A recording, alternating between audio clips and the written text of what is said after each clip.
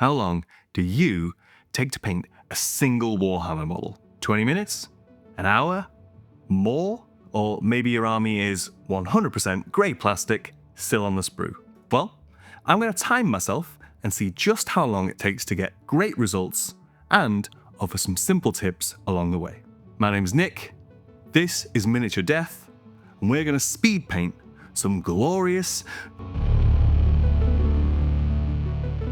This is a humble neophyte hybrid for Genestealer Cults, the single coolest faction in all of 40k. Now, for some competitive GSC lists, you might bring 80 or 100 or even 120 neophyte hybrids and just absolutely flood the board, and that's not to mention all your other characters, troops, and vehicles. So if you take 45 minutes to an hour to complete a single model, that could mean 3 full work weeks just on your battle line. Now, I know you're probably thinking, hurry up, get to the painting. But before we even put brush to model, I'm going to talk about speed tip number 1.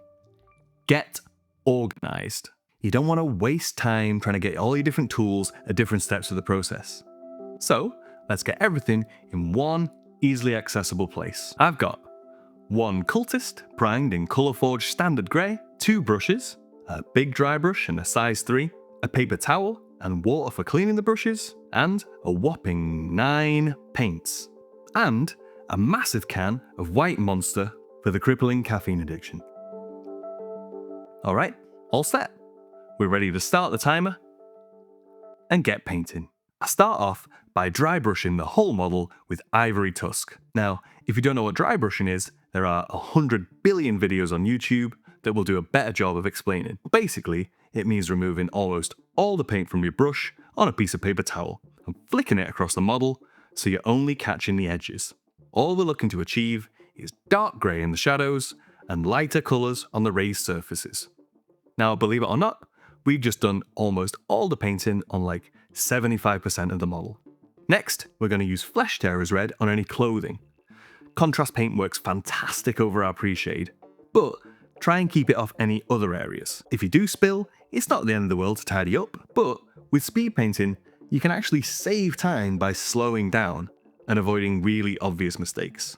Most importantly at this stage, we want to avoid all these ribbed armor panels, leaving them grey and white for later.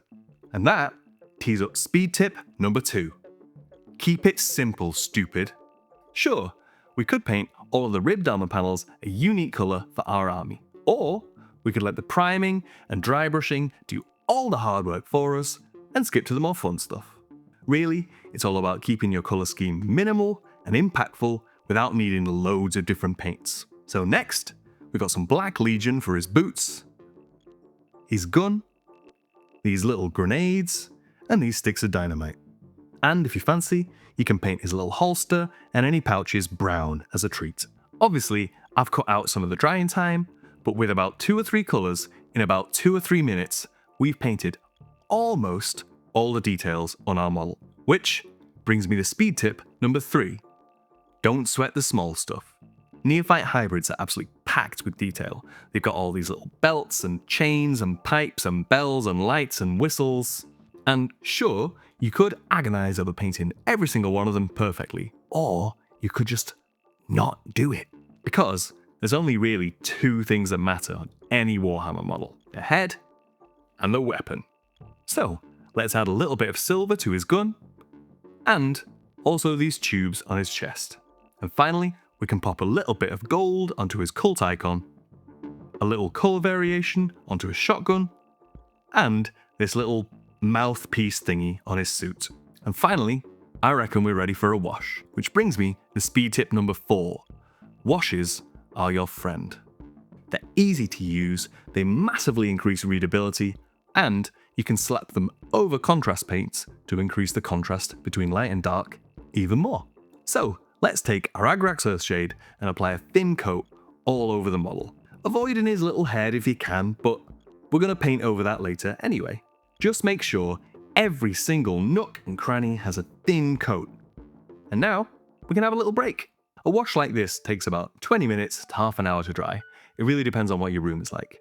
But either way, that is the perfect amount of time to pop on the kettle, go to youtube.com/miniaturedeath, leave a like, leave a comment, and hit subscribe. I massively appreciate it. Now the wash stage is technically the longest part of this process because you're just sitting around waiting. But in reality, you'll probably be working on these in batches, so you'll be working on the next set of models while one dries. Which tees up another little speed tip.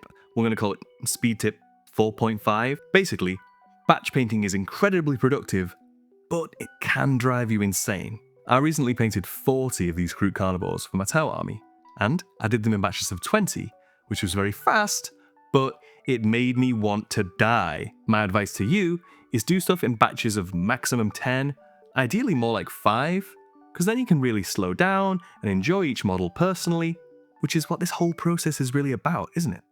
Alright, last steps. Let's pop our timer back on and apply a few quick coats of Ivory Tusk to his face, his hands, and his forearms. And don't forget this little lamp on his backpack. Now you could pick out any other little lights and glowy bits depending on your model, but seeing as we're going for speed, I'm just not bothering. And once that's all dry and smooth, we're going to add a wash of Volupus Pink that I've thinned down loads with water, so it only gently tints the skin, and a little dab of Nazgreg Yellow to his lamp. And hey presto, one Neophyte Hybrid in less than 20 minutes. Now, I actually hadn't planned to do a base for this video, but seeing as I got stuff done so fast, faster than I was expecting if I'm honest, I slapped on some of this simple texture paste, gave it a quick wash of Skeleton Horde, and a grey rim. And then to finish things off, a light dusting of pigment powder. Now, if I'm being honest, I forgot to time this bit, but it honestly took about 2 minutes, not including waiting for the texture paste to dry. And there we go! That gleaming white head really stands out against the rest of the darkness on this model, and will look amazing in mass numbers on the tabletop. So, does my Neophyte Hybrid look amazing? I honestly think so, especially for 20 minutes. Will he win me any competitions? Absolutely not. But that brings me to my final speed tip, number 5. Remember why you're doing this. It can be really easy to get stressed out and bogged down in army painting, especially when you're doing 120 little lads.